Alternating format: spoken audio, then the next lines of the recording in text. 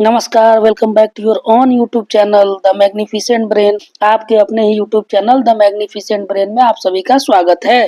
खैर मकदम है, इस्तकबाल है। जैसा कि आप सभी जान रहे होंगे, आपको पता चल गया होगा कि TRE 3 काउंसलिंग में एक बार फिर से बदलाव किया गया है। उसके तिथियों में बदलाव देखने को मिल रहा है। पहले जो तिथि निर्धारित था काउंसलिंग का 9 जनवरी से 16 जनवरी के बीच, अब इसमें एक बड़ा बदलाव किया गया है। अब यह तिथि 21 जनवरी से 30 जनवरी के बीच निर्धारित की गई है। यानी TRE 3 के अभ्यर्थियों का अब काउंसलिंग 21 जनवरी से 30 जनवरी के बीच किया जाएगा। इससे पहले TRE 3 में अनुशंसित अभ्यर्थियों का जिला आवंटन किया जाएगा और उनके आवंटित जिला में ही उनका काउंसलिंग की प्रक्रिया पूरी कराई जाएगी। तो इसके बारे में जो जिला आवंटन है वो मेरिट कम चॉइस के आधार पर जिला आवंटित किया जाएगा। इसके बारे में हम आगे देखेंगे। अभी हम इस पूरे वीडियो में TRE 3 के काउंसलिंग के सारे प्रक्रिया को समझने वाले हैं, स्टेप बाय स्टेप। आप अच्छे से समझ ले काउंसलिंग की पूरी प्रक्रिया, ताकि आपको आगे चलकर आपको कोई समस्या का सामना नहीं करना पड़े। तो हमारा वीडियो बहुत ही सावधानी से और अंत तक देखिएगा, ताकि आप अच्छे से इसे समझ पाए। तो चलिए शुरू करते हैं अपना यह वीडियो। जैसा कि यहाँ आप देख रहे हैं, TRE 3 काउंसलिंग प्रक्रिया को समझे। पहला जो हम बात करेंगे, इसमें पहला जो टॉपिक होगा कि काउंसलिंग के लिए कौन कौन से डॉक्यूमेंट्स चाहिए। दूसरे टॉपिक पर वाटर मार्क्स डॉक्यूमेंट क्या होता है, कहाँ से वाटर मार्क्स डॉक्यूमेंट डाउनलोड करें। तीसरा है कि काउंसलिंग का प्रोसेस क्या है, किस प्रकार से काउंसलिंग आपका किया जाएगा। चौथा जो है बहुत ही इंपॉर्टेंट पॉइंट होगा कि काउंसलिंग के दौरान आने वाली समस्या क्या क्या है, कौन कौन सी परिस्थिति आपको आ सकती है आगे चलकर। पांचवा हम बात करेंगे कि अगर कोई समस्या है तो इसका निराकरण कैसे किया जाएगा। और छठा है कि अन्य कुछ और महत्वपूर्ण बातों पर चर्चा करेंगे। इससे पहले कि हम आगे बढ़ें, आप हमारे यूट्यूब के साथ साथ हमें फॉलो कर सकते हैं फेसबुक पर, फेसबुक पेज पर, टेलीग्राम चैनल पर और इंस्टाग्राम पर। तो वीडियो के डिस्क्रिप्शन में इस सभी का लिंक है, आप जाकर वहां से हमें ज्वाइन कर सकते हैं और वहां आप समय समय पर शिक्षा और शिक्षक से संबंधित अपडेट पा सकते हैं। चलिए अब हम पहले टॉपिक पर बात शुरू करते हैं। पहला हमारा टॉपिक है काउंसलिंग डॉक्यूमेंट्स। काउंसलिंग के लिए किन किन डॉक्यूमेंट्स की आवश्यकता है, उसको हम देख लेते हैं। वेरिफिकेशन से संबंधित महत्वपूर्ण डॉक्यूमेंट्स। निर्धारित तिथि को वेरिफिकेशन हेतु उपस्थित होने वाले अनुशंसित अभ्यर्थियों द्वारा निम्नांकित कागजात को प्रस्तुत किया जाएगा। काउंसलिंग के लिए DV के लिए जब आप जाएंगे, कौन कौन से कागजात को आपको लेकर जाना है उसको एकदम ध्यान से समझ लेंगे। बिहार लोक सेवा आयोग की TRE 3 नियुक्ति परीक्षा 2024 का मूल प्रवेश पत्र एवं उसकी एक स्व अभिप्रमाणित छाया प्रति आप लेकर जाएंगे। मूल प्रवेश पत्र आपको लेकर जाना अनिवार्य है, साथ साथ उसका एक सेल्फ अटेस्टेड फोटो स्टेट छाया प्रति भी लेकर जाएंगे। दूसरा, आपका मूल आधार प्रमाण पत्र एवं उसकी स्व अभिप्रमाणित छाया प्रति आपको लेकर जाना है। आधार कार्ड का मूल प्रति आपके पास होना चाहिए और उसका एक छाया प्रति भी आपको लेकर जाना है। तीसरा है सभी शैक्षणिक एवं प्रशैक्षणिक प्रमाण पत्रों की मूल एवं बिहार लोक सेवा आयोग के वेबसाइट पर अपलोड किए गए प्रमाण पत्रों की डाउनलोड प्रति, जिसमें बिहार लोक सेवा आयोग का वाटर मार्क परिलक्षित हो कि एक स्व अभिप्रमाणित छाया प्रति आपको लेकर जाना है। सारे शैक्षणिक और प्रशैक्षणिक प्रमाण पत्र आपके जो कुछ भी है उसका मूल प्रति आपको लेकर जाना है। साथ में आपने जो BPSC के पोर्टल पर लोड किया है डॉक्यूमेंट्स, उसका वाटर मार्क प्रति डाउनलोड होना शुरू हो गया है। आप वहां से डाउनलोड करके उसे वाटर मार्क वाले प्रति को भी स्व अभिप्रमाणित करके वहां जमा करेंगे। तो वाटर मार्क का प्रति स्व अभिप्रमाणित और मूल शैक्षणिक और प्रशैक्षणिक प्रमाण पत्र आपको लेकर जाना अनिवार्य होगा। इसके अलावा C-TET, B-TET, S-TET उत्तीर्णता प्रमाण पत्र मूल एवं बिहार लोक सेवा आयोग के वेबसाइट से डाउनलोड वाटर मार्क प्रति की स्व अभिप्रमाणित छाया प्रति। C-TET, B-TET, S-TET का जो आपका जो भी पास हो उसका मूल प्रति और बिहार लोक सेवा आयोग के वेबसाइट से आपको वाटर मार्क वाला डाउनलोड करके सेल्फ अटेस्टेड करके भी लेकर जाना है। पांचवा है पासपोर्ट साइज का 3 फोटोग्राफ। जैसा कि आयोग द्वारा आयोजित परीक्षा में शामिल होने हेतु पूर्व में आयोग में ऑनलाइन या ऑफलाइन जमा किया गया था। 3 पासपोर्ट साइज फोटोग्राफ ही आपको लेकर जाना है। वही फोटोग्राफ लेकर जाना है जो आपके एडमिट कार्ड पर है, जिसे आपने लोड किया है। उस फोटोग्राफ का 3 प्रति आपको लेकर जाना है। आरक्षण दावा से संबंधित मूल प्रमाण पत्र एवं इसकी एक बिहार लोक सेवा आयोग की वेबसाइट से डाउनलोड वाटर मार्क प्रति की स्व अभिप्रमाणित छाया प्रति। आरक्षण से संबंधित एनसीएल, जाति प्रमाण पत्र या ईडब्ल्यूएस जो कुछ भी आपने उस पर लोड किया है, या दिव्यांगता प्रमाण पत्र, जो भी आरक्षण के दायरे में जो जो चीज आता है आप उन सभी चीजों को वाटर मार्क प्रति जो बीपीएससी के पोर्टल पर अपलोड किए हैं उसको डाउनलोड करके एक प्रति स्व अभिप्रमाणित करके ले जाना है। साथ में इसका मूल प्रति भी आपको लेकर जाना है।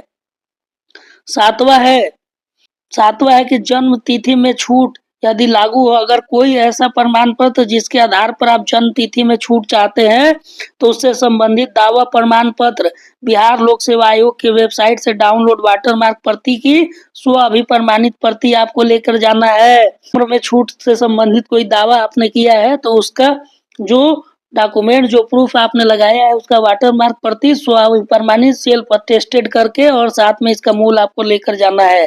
इसके अलावा पैन कार्ड अपने साथ रख लेंगे। पैन कार्ड भी मांगा जा सकता है, पैन कार्ड भी साथ में लेकर आपको जाना चाहिए ताकि जरूरत पड़ने पर आप इसे प्रस्तुत कर सकें। अब आगे देखते हैं कि वाटर मार्क डॉक्यूमेंट क्या होता है। जब आप बीपीएससी पर फॉर्म भरे होंगे तो फॉर्म भरते समय जो डॉक्यूमेंट्स आपने अपलोड किए होंगे वही डॉक्यूमेंट्स वाटर मार्क के रूप में अब डाउनलोड करने का लिंक आपको मिल जाएगा और उसे आप डाउनलोड कर सकते हैं। जैसे यहाँ आप एक नमूना देख सकते हैं कि देखिए यहाँ जैसे दिखाया गया है कि document download, water mark document download. तो इस तरह से जो कुछ भी आपने लोड किया होगा वाटर मार्क डॉक्यूमेंट या पीडीएफ के रूप में यहाँ आपको दिखाई दे रहा होगा। यहाँ क्लिक करके आपको सभी को डाउनलोड करके और इस जब डाउनलोड करेंगे तो इसी पर आपका वाटर मार्क बीपीएससी का आएगा और इसी को सेल्फ अटेस्टेड करके आपको ले जाना होगा। एक एक प्रति आपको वहां जमा करना पड़ेगा। अच्छा रहेगा, बेहतर रहेगा कि सभी का कलर कॉपी आप निकलवा के ले जाए। बेहतर रहेगा कि आप इसका कलर कॉपी ही लेकर जाएं ताकि स्पष्ट रूप से उस पर सब कुछ दिखे और आपका वेरिफिकेशन बहुत ही आसानी से हो जाए। अब इसको डाउनलोड कहाँ से किया जाएगा? तो जैसे आपने फॉर्म भरने के समय बीपीएससी ऑनलाइन पर रजिस्ट्रेशन किया था उसी जगह पर चले जाना है और उस समय आपने जो यूजर आईडी और पासवर्ड बनाया था यहाँ डाल के कैप्चा भर के यहाँ लॉगिन करेंगे तो आपका डैशबोर्ड खुल जाएगा और डैशबोर्ड से आप अपना वाटर मार्क वाला डॉक्यूमेंट्स डाउनलोड कर सकते हैं। उम्मीद है कि आपको ये समझ में आ गया होगा। आगे चलते हैं। काउंसलिंग का प्रोसेस क्या होगा, कैसे काउंसलिंग होगा?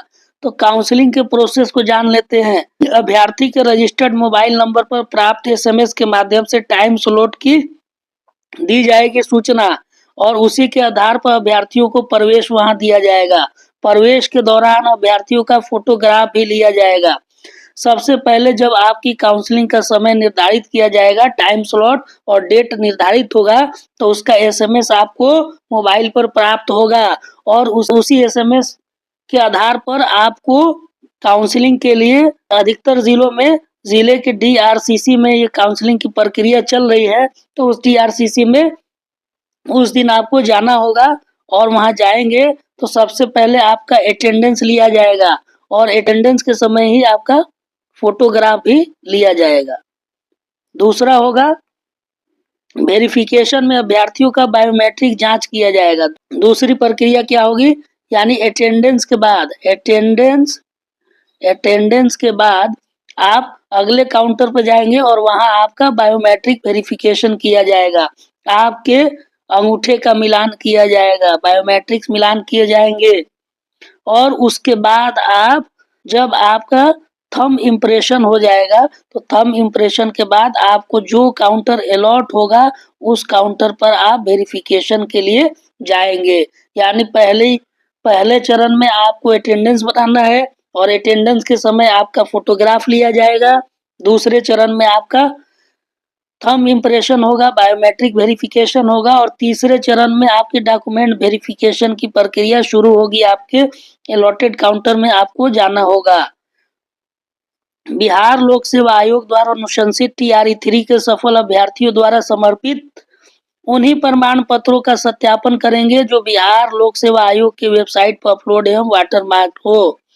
अब वहां पर होना क्या है, काउंटर पर आपके उन्हीं प्रमाण पत्रों का वेरिफिकेशन होना है जिन प्रमाण पत्रों को आपने BPSC के साइट्स पर अपलोड किया है और जो वाटर मार्क के रूप में आपको प्राप्त हुआ है।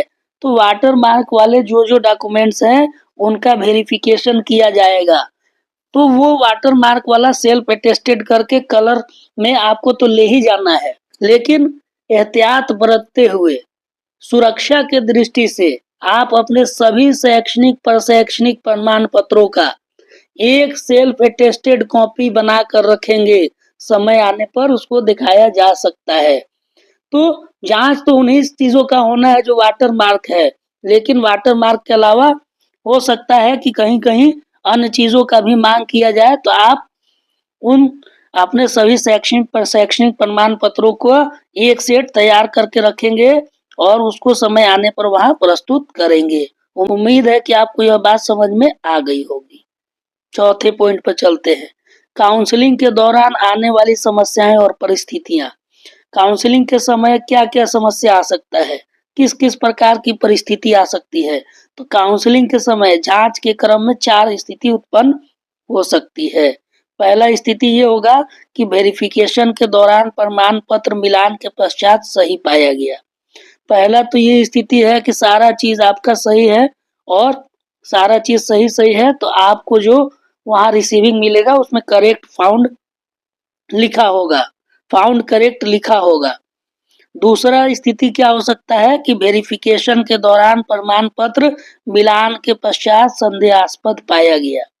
हो सकता है कि आपका कोई प्रमाण पत्र वहां सही से अपलोड नहीं हो सकता है कि मैट्रिक की जगह पर इंटर हो गया हो, जाति के जगह पर निवास हो गया हो। तो इस तरह की समस्या होगी, तो प्रमाण पत्र आपका सही सही मिलान नहीं पाया जाएगा।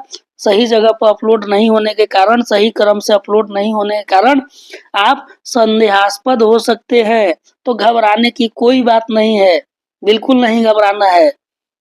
इसके लिए इसका क्या उपाय है हम आगे इस पर चर्चा करने वाले हैं। तो दूसरा यह स्थिति हो सकती है। तीसरा स्थिति क्या हो सकता है, तीसरा है वेरिफिकेशन के दौरान प्रमाण पत्र मिलान के पश्चात प्रथम दृष्टया फर्जी पाया गया। तीसरा यह भी हो सकता है कि आपके वेरिफिकेशन के दौरान प्रथम दृष्टया आपके सभी प्रमाण पत्र का मिलान किया गया और प्रथम दृष्टया पाया गया कि यह फर्जी है। घबराना नहीं है। चौथा हो सकता है कि वेरिफिकेशन के दौरान कोई अभ्यर्थी अपना मूल प्रमाण पत्र प्रस्तुत करने में असमर्थ रहा। चौथा जो पॉइंट है इसमें ये हो सकता है कि अपलोड तो किया है अभ्यर्थी ने सही, लेकिन जब वह मांग किया गया तो वो वहां उसका मूल प्रति उपलब्ध नहीं करा पाया, प्रस्तुत नहीं कर पाया। इसका कई कारण हो सकता है कि जल्दीबाजी में वो मूल प्रमाण पत्र अपना छोड़कर चला गया हो सकता है कि उसका मूल प्रमाण पत्र नहीं मिल पा रहा हो, है ना। तो इस तरह की समस्या चौथे कैटेगरी वाले लोगों के साथ हो सकती है। तो इन सभी का क्या समाधान है उस पर अब हम बात करेंगे। समस्या का निराकरण कैसे होगा, तो देखिए पहला समस्या क्या हो सकता है। पहला समस्या है कि किसी भी अभ्यर्थी के आधार कार्ड में और मैट्रिक के प्रमाण पत्र या अंक पत्र में स्पेलिंग का मिस्टेक्स हो सकता है ना। महिलाओं में आधार कार्ड में देवी और मैट्रिक के प्रमाण पत्र में कुमारी, इस तरह की समस्या हो सकती है। आधार कार्ड में नाम एक साथ है और मैट्रिक के प्रमाण पत्र में स्पेस आ गया है, या मैट्रिक में एक साथ है आधार में स्पेस आ गया है। तो इस तरह की समस्या आपको फेस करना पड़ सकता है बहुत लोगों को। तो किसी शिक्षक अभ्यर्थी के आधार में अंकित नाम के टाइटल एवं मैट्रिक प्रमाण पत्र में नाम के टाइटल में परिवर्तन होने के कारण आधार सत्यापन नहीं होने की स्थिति में शिक्षक अभ्यर्थी द्वारा न्यायिक दंडाधिकारी के माध्यम से प्राप्त किया गया शपथ पत्र प्रस्तुत करने पर उनके नाम एवं टाइटल को सही मानते हुए सत्यापन किया जाएगा। देखिए क्या होगा, अगर मान लीजिए कि आप में टाइटल में आधार और मैट्रिक में अंतर है, किसी तरह का स्पेलिंग मिस्टेक है, स्पेस का अंतर है, कोई भी चीज है, तो वैसी स्थिति में आपका ओटीपी नहीं जा पाएगा। तो उसके लिए आपको क्या करना पड़ेगा कि आपको एक एफिडेविट बनाकर ले जाना पड़ेगा। कहाँ से बनाएंगे? तो न्यायिक दंडाधिकारी के माध्यम से आप एफिडेविट बना कर लेके जाएंगे और इसको आप वहां प्रस्तुत कर देंगे, तो इस टाइटल को सही मानते हुए आपका वेरिफिकेशन किया जाएगा। आधार और मैट्रिक के नाम में कुछ गड़बड़ी है तो आप इसके लिए एफिडेविट बनाकर ले जा सकते हैं। दूसरा, अन्य किसी भी प्रकार के डॉक्यूमेंट्स में स्पेलिंग मिस्टेक, जैसे मैट्रिक, इंटर, ग्रेजुएशन, किसी भी में कहीं माता पिता के नाम में मिस्टेक है, कहीं स्पेस है, कहीं कुछ है, तो अनेक अनेक तरह के जो मिस्टेक्स है, इन सभी प्रकार के मिस्टेक्स के लिए एक ही इलाज है। इन सभी चीज का एक ही इलाज है कि आप क्या करेंगे, न्यायिक दंडाधिकारी के माध्यम से एक शपथ पत्र बना के ले जाएंगे और इस शपथ पत्र को काउंसलिंग के समय प्रस्तुत करेंगे। तो इस शपथ पत्र को अगर आप पहले से इसको बारीकी से जांच कर ले, अपने सारे शैक्षणिक प्रमाण पत्र को, कहीं भी कोई भी तरह का त्रुटि है तो आप पहले से ही इसका शपथ पत्र बनाकर रख ले। अब एक और समस्या आएगी कि बहुत सारे विद्यार्थियों का मिलान डॉक्यूमेंट वेरिफिकेशन इसलिए नहीं हो पाएगा कि उनका शैक्षणिक सभी प्रमाण पत्र सही है, लेकिन क्या हुआ है कि फॉर्म भरते समय जो साइट्स पर स्पेलिंग है वो गलत टाइप हो गया है, उसी में स्पेस हो गया है। तो वैसे लोगों को क्या करना है, या ऐसे अभ्यर्थी आपको मिलेंगे कि उनके अलग जगह पर अलग डॉक्यूमेंट्स लोड हो गया है, जाति की जगह पर निवास लोड हो गया है, ईडब्ल्यूएस की जगह पर इनकम लोड हो गया है। तो इस तरह की समस्या आपको के सामने आएगी। इस तरह के समस्या वाले अभ्यर्थी को क्या करना है, तो उनको थोड़ा भी घबराने की आवश्यकता नहीं है।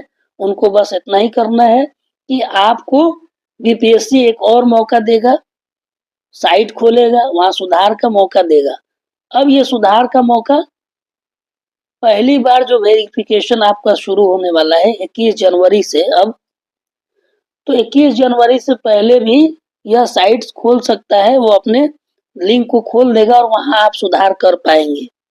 अगर नहीं खोलता है तो पहले चरण का जो स्लॉट होगा, जो डेट होगा काउंसलिंग का, उसमें आप जाएंगे तो आपका वहां वेरिफिकेशन में डाउटफुल आएगा या कोई चीज वहां लिख कर आएगा, फाउंड करेक्ट नहीं लिख कर आएगा। तो इस तरह के से आ जाएगा तो आपको कोई घबराने की आवश्यकता नहीं है।